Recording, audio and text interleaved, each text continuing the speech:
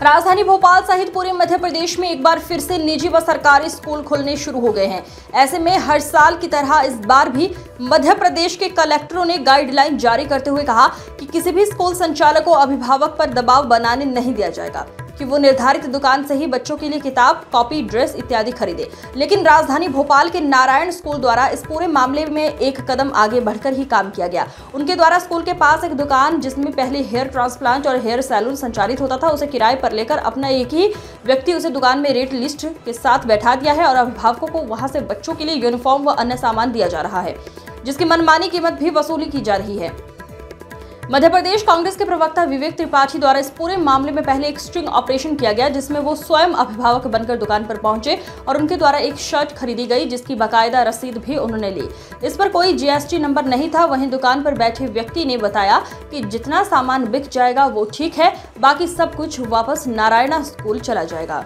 इस मामले में विवेक त्रिपाठी ने कहा कि कांग्रेस पार्टी लंबे समय से मध्य प्रदेश की भाजपा सरकार को जगाने का कार्य कर रही है। शिक्षा विभाग में बैठे माफिया की वजह से निजी स्कूल अभिभावकों पर दबाव बनाकर किताब, कॉपी, स्टेशनरी, जूते सहित सभी सामग्री इन्हीं दुकानों से खरीदना पड़ती है, जिसमें सीधे तौर पर स्कूल का कमीशन फिक्स रहता है। छपी हुई कीमतों पर बिना डिस्काउंट किए अभिभावकों को लूटा जा रहा है। करोड़ों अरबों रुपए की संपत्ति अर्जित की जा रही है। बिना जीएसटी के बिल अभिभावकों को दिए जा रहे हैं। जिस प्रकार से ये ड्रेस पहले स्कूलों में बेची जाती थी, लेकिन जब कांग्रेस पार्टी ने शिकायत की तो कलेक्टर ने अगले दिन ही कमेटी बना दी, जिसके डर से अब इस तरह की छोटी छोटी दुकान जून में खुल जाती है। साल में सिर्फ 2 महीने दुकान खोलकर यहाँ पर मनमानी कीमतों ड्रेस, किताबें, स्टेशनरी और जूते बेचते हैं और प्रशासन मूकदर्शक बना बैठा है। अब निरंतर प्रशासन से मांग कर रहे हैं ऐसे स्कूलों पर कार्यवाही करें जो अभिभावकों को लूटने का कार्य मध्य प्रदेश में कर रहे हैं। इन दुकानों पर कच्चे बिल बिना जीएसटी के बनाकर माल बेचा जा रहा है, जिसमें करोड़ों रुपए की कर चोरी भी हो रही है।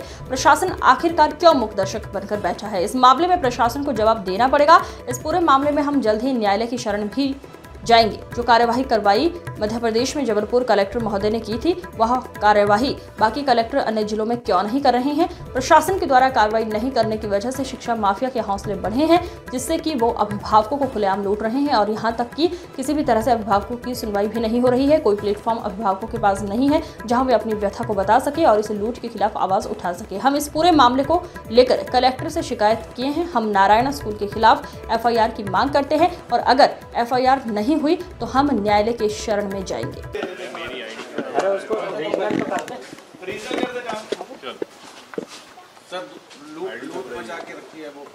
कांग्रेस पार्टी लंबे समय से मध्य प्रदेश की भाजपा सरकार को जगाने का प्रयास कर रही है। जिस प्रकार से मध्य प्रदेश में स्कूली शिक्षा विभाग में शिक्षा माफिया हावी है, निजी स्कूलों में अभिभावकों पे दबाव बना के मनमानी कीमतों पे एक निश्चित दुकान से दबाव बनाया जाता है कि आपको किताब, कॉपी, स्टेशनरी मटेरियल, जूते सब इन्हीं दुकानों से खरीदना है, जिसमें सीधे तौर पे स्कूल का कमीशन फिक्स है और मनमानी कीमतों पे 1% 1 रुपए का भी डिस्काउंट किए बगैर अभिभावकों को लूटा जा रहा है, अभिभावकों को डराया जा रहा है और करोड़ों अरबों रुपए की संपत्ति यहाँ पे एकत्रित की जा रही है।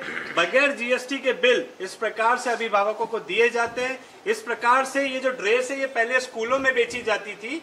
कांग्रेस पार्टी ने जब शिकायत करी तो कलेक्टर महोदय ने अगले दिन एक कमेटी बना दी, जिसके डर से इस तरीके की छोटी छोटी दुकानें हर साल मई और जून में खोली जाती है। ये साल में सिर्फ 2 महीने दुकानें खुलती है, मई और जून में ये खुलती है। इसमें मनमानी कीमतों पे ड्रेस बेचते हैं, किताब बेचते हैं, स्टेशनरी का सामान बेचते हैं और प्रशासन मूक दर्शक बना बैठा है। हम निरंतर प्रशासन से मांग कर रहे हैं कि ऐसे स्कूलों पे कार्यवाही हो जो अभिभावकों को लूटने का यहाँ पे कार्य कर रहे हैं।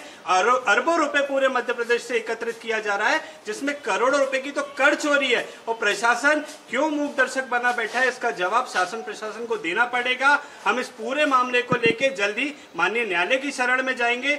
जो कार्यवाही मध्य प्रदेश में जबलपुर कलेक्टर महोदय ने की थी, ये बाकी के कलेक्टर अन्य जिलों में क्यों नहीं कर रहे? और जो आप कमेटियां बनाते हैं जिनकी जिम्मेदारी है इस लूट को रोकने की, वो कमेटियां कागज से बाहर आके कार्यवाही क्यों नहीं कर पा रही? क्योंकि आज उनकी कार्यवाही ना करने की वजह से शिक्षा माफियाओं के हौसले इतने बड़े हुए हैं कि वो अभिभावकों को खुलेआम लूट रहे हैं और किसी किसी भी प्रकार की यहाँ पे अभिभावकों की सुनवाई नहीं हो रही है।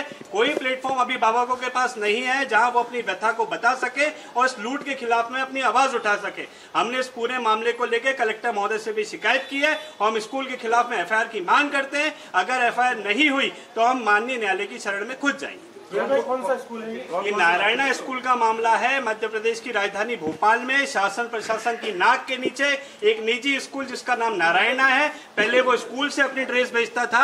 स्कूल में जब हमने दबाव बनाया तो अब उन्होंने इस प्रकार की छोटी छोटी दुकानें किराए पे ले ली है जहां अपने एजेंट बैठा दिए हैं जो मनमानी कीमतों पे अभिभावकों को लूटने का कार्य कर रहे हैं। ये सिर्फ 2 महीने के लिए किराए पे ली जाती है, बाकी समय 10 मिनट में गंजापन दूर करने का दावा करते हैं, बाकी समय 2 महीने गंजा करने का काम अभिभावक बोर्ड तो दूसरा लगा है आपकी दुकान। हाँ, बोर्ड तो ओम साई कलेक्शन ले लो यार भाई। जी अपना नाम बता दीजिए पहले यार। घनश्याम तेका।